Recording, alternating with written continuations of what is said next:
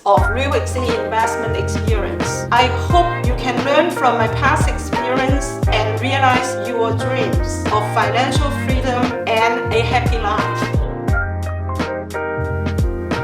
Hi, today I would like to talk about how your money are sleeping. In what way your money are asleep. Lots of people don't realize that their money are sleeping. Even though I tell them you should wake up your money, but they don't think their money are sleeping. In my previous video, I talk about don't let your money sleep. Wake up your money and let your money make profit and create wealth for you. So today I want to share with you various forms of your money asleep, so you can check to see if your money are sleeping in a certain form. Number one is keeping cash. I mentioned about keeping cash, the most popular or common form of money asleep. When you keep cash in hand, you lose many investment opportunities. Your money will lose its buying power, its value with the increasing inflation rates. The number two form, saving money in the bank accounts, especially CD accounts. Many people may say keeping money in the bank are money at work. Actually, it is not much better than keeping cash in hand. Keeping your money in the bank accounts, your money is not sleeping at home, but sleeping with the bank. They are serving the bank, not serving you. They are creating profits and wealth for the bank. To you, your money is still sleeping. We all know that bank doesn't pay much interest for the past many years. Even CDs, like 6 months, 1 year CDs, it is less than 1% interest. You save money in the bank pays you like 1%, and the bank loan out your money to someone else. The borrower needs to pay 4% interest to the bank. The bank is making 3%. So many banks are prosperous. They make their wealth on our sleeping money, sleeping in the bank and with the bank. So I say saving money in the bank is also a form of letting your money sleep. Number three, buying vacation home. I consider buying vacation home as a form of money asleep. They don't make profits for you. They don't create income for you. That's why I say your money is still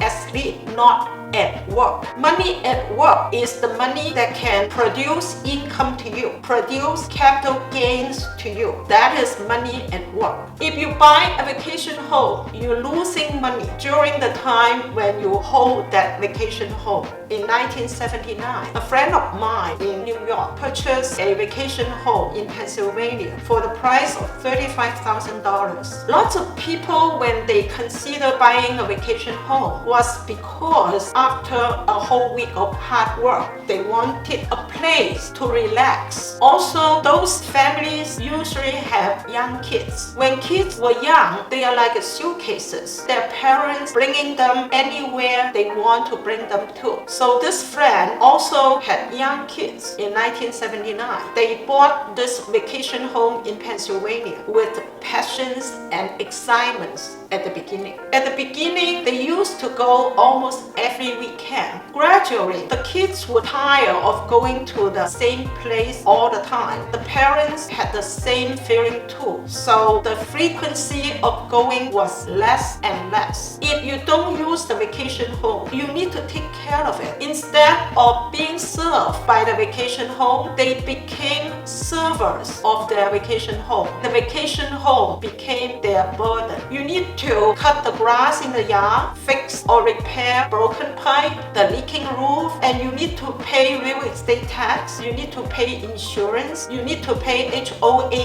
fees, your financial and mental burden. In the winter, even there was nobody there, you still need to keep the hot water and heat on. If the pipes were too cold, they would break. If those pipes were broken, you need to replace the whole basic equipment in the house. I was invited to my friend's vacation home for many many times, and I observed how much work they did to keep this vacation home in shape, repairing this and repairing that. My friend sold his vacation home in 2006 for the price of $95,000. It took them many years in the market before it can be sold. It didn't appreciate, it didn't increase in value by much. People may think between $35,000 and $95,000 there was a $60,000 profit. I don't see any profit. What about the $60,000 so-called capital gain? No. During the 27 years, they spent more than $60,000 to maintain that vacation home. For the $35,000 in 1979 up to the year of 2006, decreased in value by at least 10 times. $35,000 in 1979. After 27 years, if this friend didn't buy this vacation home in 1979, used the $35,000 to buy income-generating property in New York, in the city, things would be completely different. The income-generating property would appreciate in value very fast and by a lot. The $35,000 home in New York in the year of 2006 would be worth at least $350,000, 10 times their purchasing price, plus annual income. Each year they would have rental income. They could choose to spend on their vacations wherever they want to go, a new place every time, and they can live in the hotels and be served by other people instead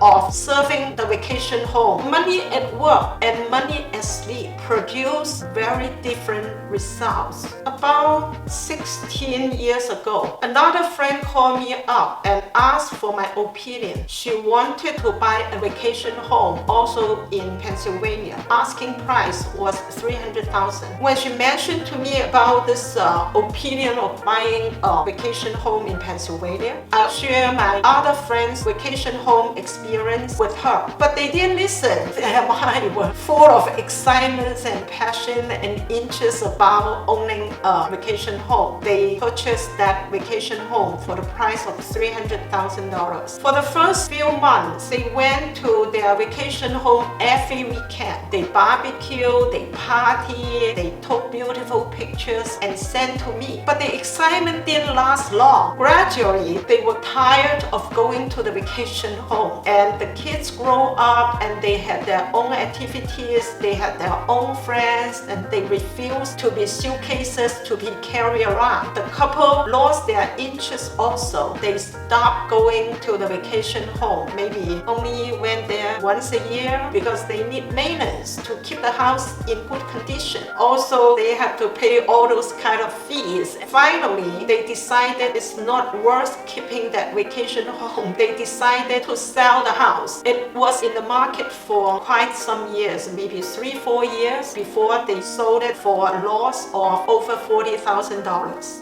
At that time, I was building a commercial condominium building in New York. Her family reserved a condominium from me, but because they wanted to buy a vacation home, they changed their mind and canceled the contract. At that time, it was still like a pre-sale period, so they had the right to cancel the contract. If they purchased a commercial condominium in my building instead of this vacation home in Pennsylvania, their investment return would be much different. They lost $40,000 selling that vacation home. At that time, my commercial condominium that they gave up for buying the vacation home increased in value to like about $700,000. Instead of losing $40,000, they gained $300,000. They would have had cash of $700,000 in hand. You can see money at work and money at sleep, such a big difference. I'm telling you, money at sleep has many kind of forms. Sometimes you may not think that your money is sleeping, but it is. Please check about your money to see where they are sleeping, in what kind of form they are sleeping. Weigh them up from where it is sleeping right now and let it work for you. Thank you. If you like my videos, please subscribe. benefit from my past experience. Feel free to leave any comments, suggestions, and questions. Thank you very much.